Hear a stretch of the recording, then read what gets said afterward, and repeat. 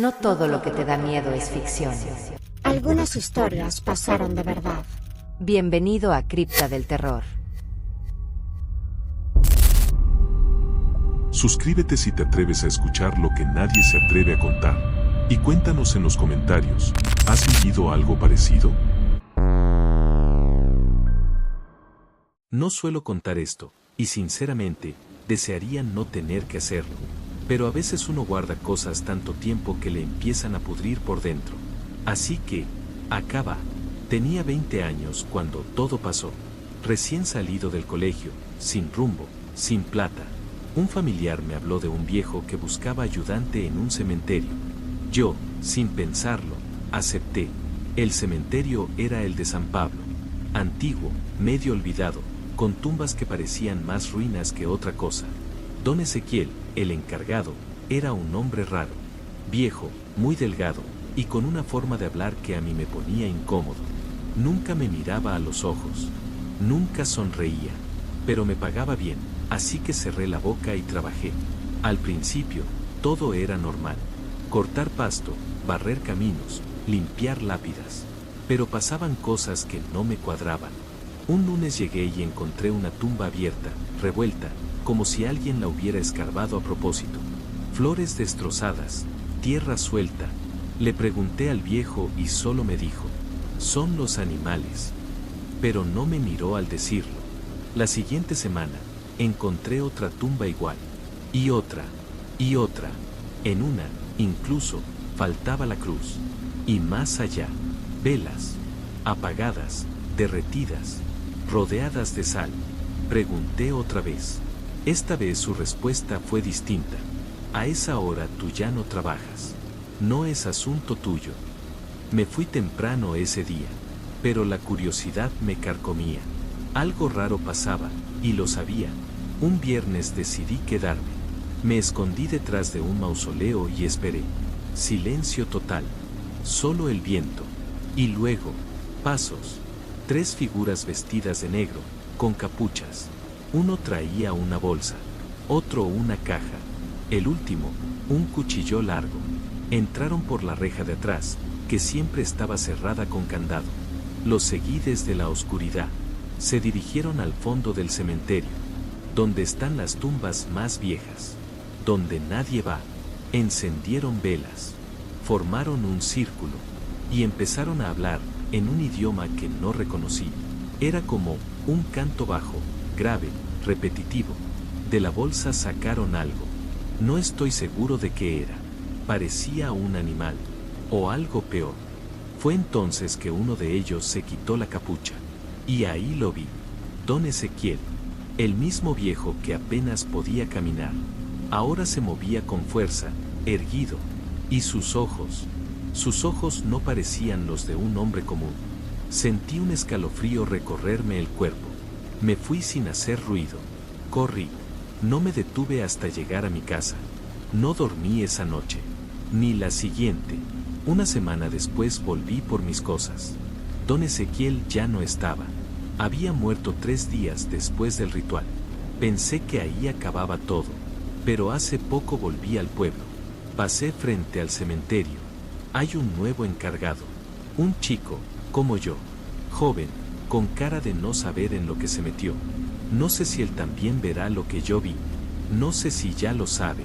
Pero yo no pienso volver a acercarme nunca más. Porque a veces, los muertos no son lo más aterrador de un cementerio.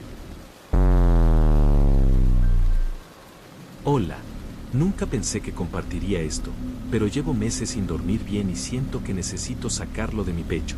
Si alguien me hubiera contado una historia como esta hace unos años, honestamente, no le hubiera creído. Pero me pasó a mí. Y juro por lo más sagrado que no me estoy inventando nada. Todo empezó el año pasado, cuando mi papá murió. Mi papá era una persona tranquila, muy de su casa. Se llamaba Hugo. Tenía 56 años cuando lo encontraron muerto en el baño de su apartamento. El informe decía que fue un infarto. Lo más raro fue que, según el forense, llevaba muerto varias horas cuando lo encontraron, pero el vecino de al lado aseguraba que lo había visto salir al balcón media hora antes de que llamaran a emergencias. Eso ya me pareció extraño desde el principio. Yo tenía 25 años cuando pasó eso. Vivía sola, a unas 3 horas del pueblo donde estaba mi papá. No tenía contacto con él todos los días, pero hablábamos por lo menos una vez a la semana. La última vez que hablamos fue 5 días antes de su muerte. Me dijo que estaba preocupado porque sentía que lo estaban siguiendo, que alguien sabía cosas de él que no deberían saber. Pensé que exageraba. Le dije que lo llamaría luego, pero no volví a hacerlo. Esa culpa me ha comido desde entonces. Después del entierro, todo parecía más o menos normal. Volví a mi vida, aunque con una tristeza que no se me iba. Pero unas semanas después, las cosas se empezaron a poner raras. Comencé a soñar con él. No fue un sueño cualquiera, como esos donde uno recuerda cosas del pasado. No, era como si estuviera allí. Me miraba fijamente, con los ojos abiertos, como si no pudiera parpadear. No decía nada, solo me observaba. Me despertaba sudando, con el corazón a mil. La primera vez lo ignoré, pero luego vino otra noche, y otra, y otra. En el cuarto sueño, finalmente habló. Me dijo con una voz seca, como si le costara muchísimo hablar. Tienes que venir. Me tienen aquí. No puedo salir. No es justo.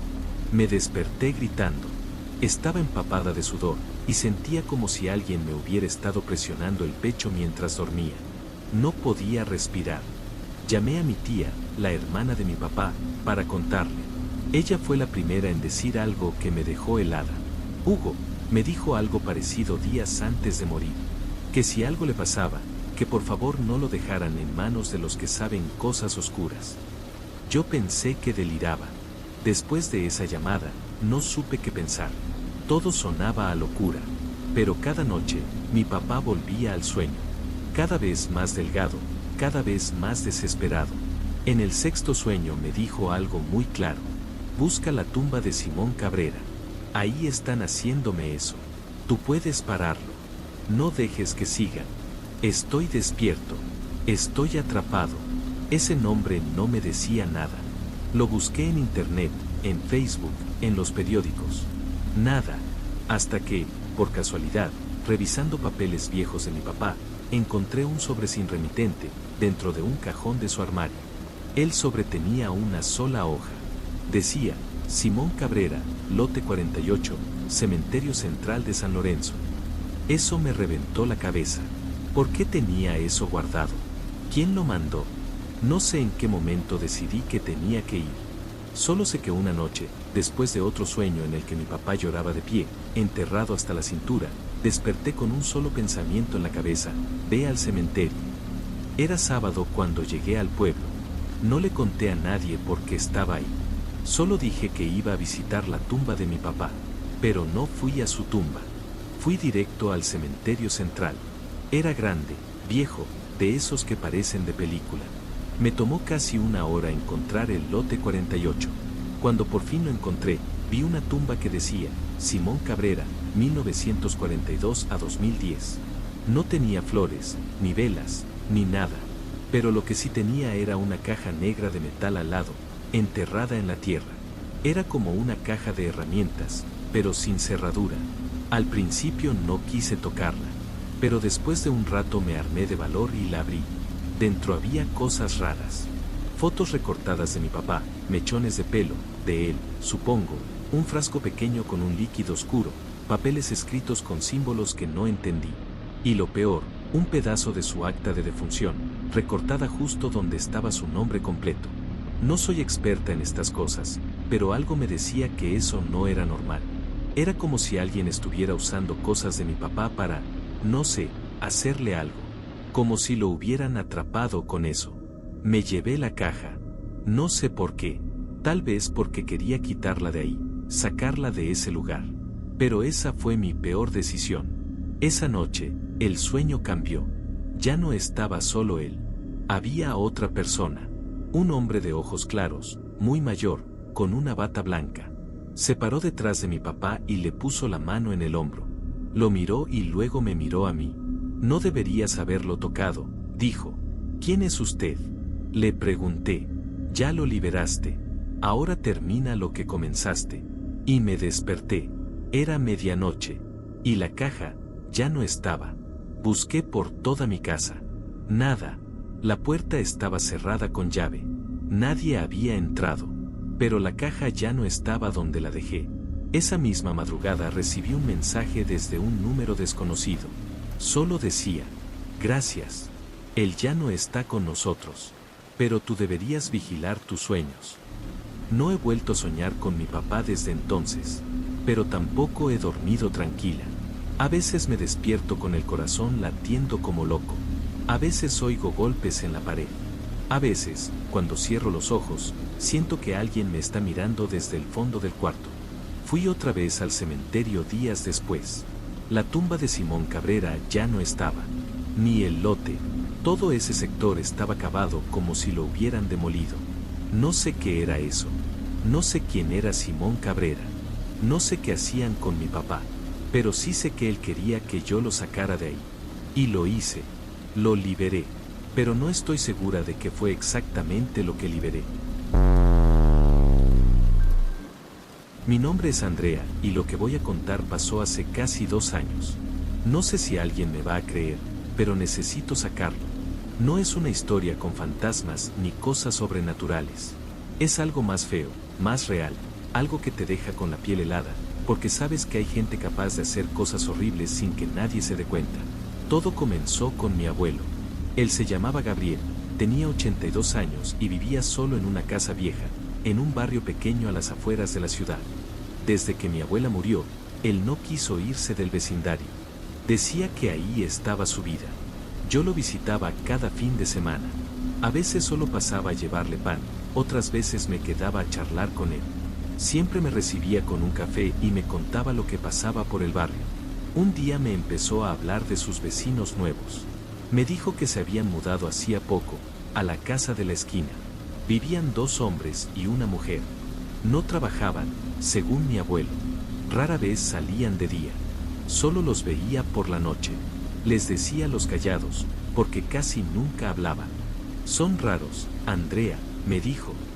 Salen vestidos de negro. Siempre llevan bolsas, a veces cajas. Y regresan al amanecer. Pensé que estaba exagerando. Mi abuelo a veces era muy observador.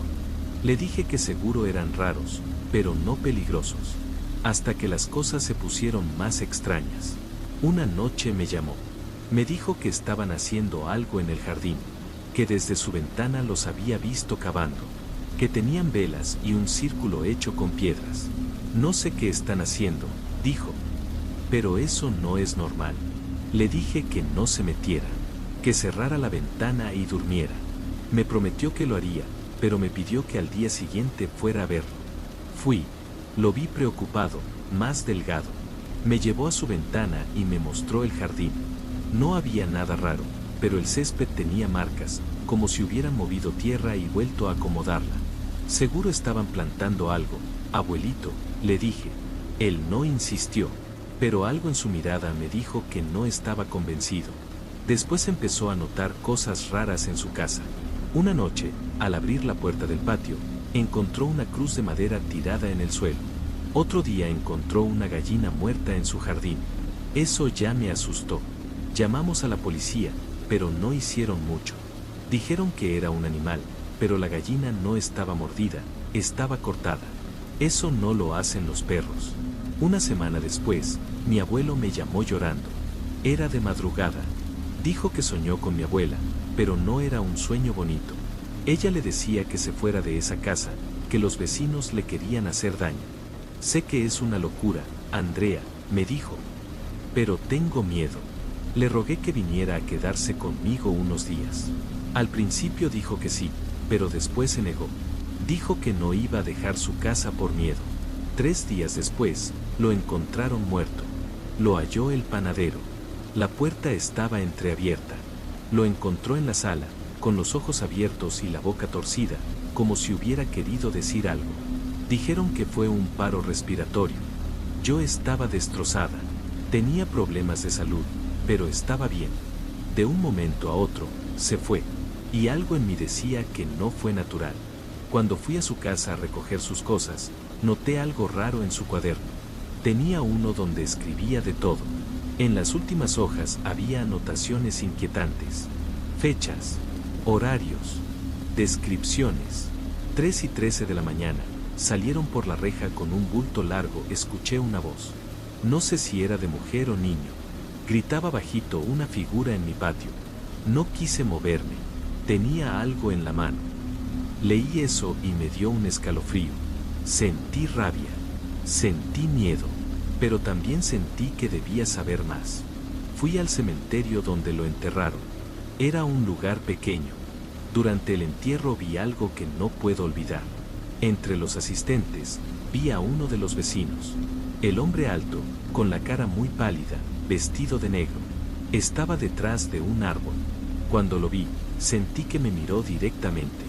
Juraría que sonrió. Le conté a mi tía, pero no me creyó. Yo sí. Volví esa noche al cementerio. Llevaba una linterna. Me quedé en el auto un rato. Todo parecía en calma. Hasta que vi movimiento.